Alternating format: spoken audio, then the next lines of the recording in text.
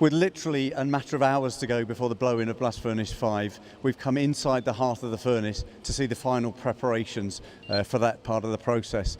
I'm joined by Paul Evans and a lot of the team who are working down here on top of what looks like a load of railway sleepers, if I'm honest, and there's a lot of them. Paul, tell me what's going on in here.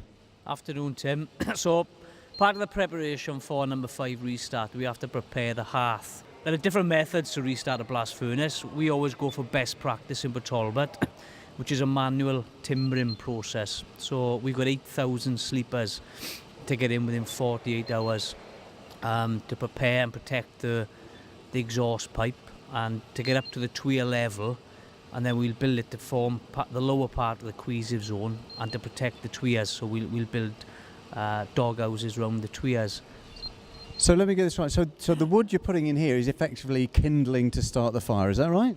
Yeah, that's right, Tim. It's high energy. It's got a high calorific value and a very low ignition temperature.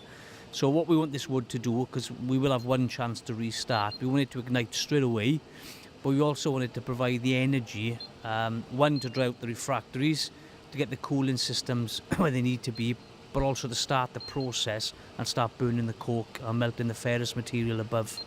Now, it's a lot of wood to get in here. I understand in some parts of the world they'll just hoy it in the top of the furnace and let it land, but we, as you said, we're placing it fairly carefully. But tell me, it doesn't seem very easy to get this amount of wood into the furnace. How's that done?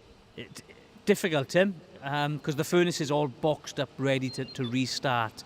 So we've got one Tuyere out, which leaves us a gap of 432 mil.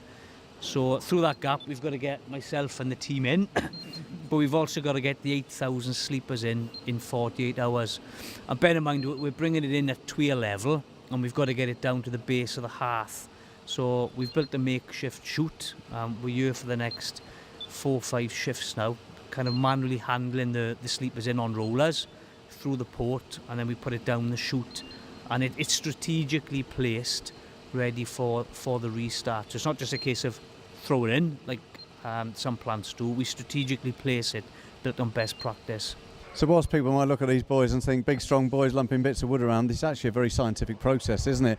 And then what happens when they start to put the burden in? What's that burden, and how quickly after that will we be blowing in the furnace? Well, this is one of the key milestones, Tim. So once the timber's in, it's key then. We've got 650 tonne of coke to charge.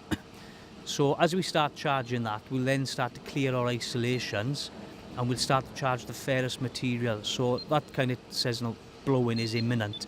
So probably within 8 to 12 hours of this work finished with the guys and charging up, taking all our isolations off, we're ready to put wind on the furnace and restart. So it's an incredible privilege to be allowed in here to see this process, and hats off to all these boys who are doing this manual labour in here, because I'll tell you what, those blocks of wood must weigh a tonne.